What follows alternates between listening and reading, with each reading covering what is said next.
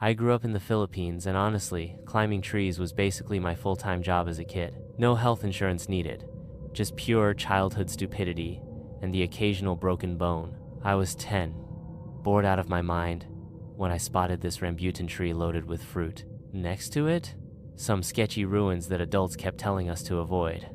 Obviously, that made it the most interesting place on earth. So there I was, perched on a branch like some discount Tarzan, rambutan juice dripping everywhere, when I saw movement in the ruins window. My brain went probably nothing, but my gut screamed run. 2 figures appeared in the broken window. Picture this: turtle, human hybrids with glowing red eyes and jaws that could snap a coconut in half. Basically, evolution's worst nightmare had a baby with your childhood fears. I fell out of that tree faster than my grades in math class. Scraped, bruised, barefoot, running like I'd stolen something from the church collection plate. Years later, my grandmother casually mentioned that 2 people had hung themselves in those ruins, because apparently, family dinner conversation topics include casual mentions of suicide locations. That's when I realized those turtle things weren't just watching me eat fruit. They were probably wondering why some random kid was having a snack next to their eternal timeout corner. Story 2. Slenderman's fire safety concerns. Back in 2014, everyone was obsessed with Slenderman.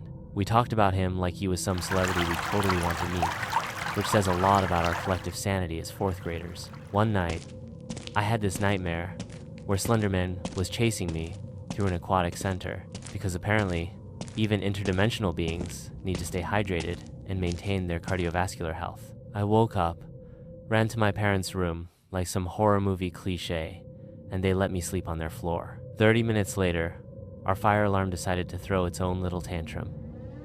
My dad checked the house while I'm thinking, great, now Slenderman's into home security systems. No fire, no smoke, just our alarm having what adults call a malfunction, and what kids call supernatural interference. My parents blamed faulty wiring. I blamed my nightmare somehow breaking the 4th wall between dreams and electrical appliances. To this day, I wonder if Slenderman was just really concerned about fire safety protocols. Story 3. The Pepsi Man Cometh. Living in the middle of nowhere means unexpected visitors are either lost delivery drivers or potential serial killers. There's rarely an in-between. This random guy approaches my dad offering a Pepsi. Not selling it, just offering it like some carbonated Good Samaritan. My dad, displaying the survival instincts of someone who's watched too many true crime documentaries, declined. Later, driving to Walmart through our orchard maze, we passed a black van with curtained windows. The driver smiled at us with the kind of smile that makes you immediately regret every life choice that led to this moment. The smell hit us like a chemical weapon designed by someone who'd never heard of air fresheners. Our eyes watered, our stomachs churned, and we all simultaneously thought, this is how horror movies start. We ignored every red flag because apparently our family motto is, if it's not directly threatening us right now, it's probably fine. Next morning, the news revealed that Pepsi Guy had been found murdered in a canal. Fingers missing, eyes gone, looking like he'd lost a fight with a particularly vindictive food processor. The killer? Black van man with the serial killer smile. We literally made eye contact with a murderer, and our response was to continue our Walmart shopping trip like responsible consumers. Story 4. Peekaboo's retirement plan.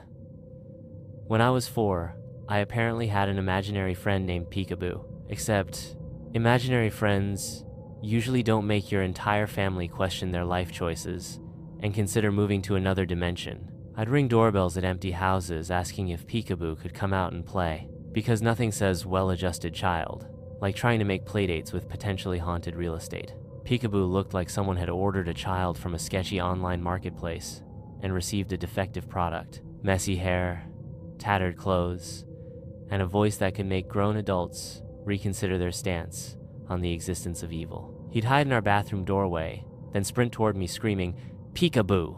like some demented game show host, announcing the world's worst prize. This continued for 2 years until my parents divorced. Apparently, even supernatural entities have standards about family drama, and decided our household was too dysfunctional for proper haunting etiquette. Years later, my mom casually mentioned our house was built on a spiritual foundation, and she'd hear moaning under the master bedroom. Because nothing completes a childhood trauma story like discovering your house was basically a supernatural apartment complex with really thin walls. Who was Peekaboo? A demon? A really dedicated method actor? I'll never know, but I'm pretty sure he's somewhere out there, still playing hide and seek with some other unfortunate family, wondering why humans are so bad at this game.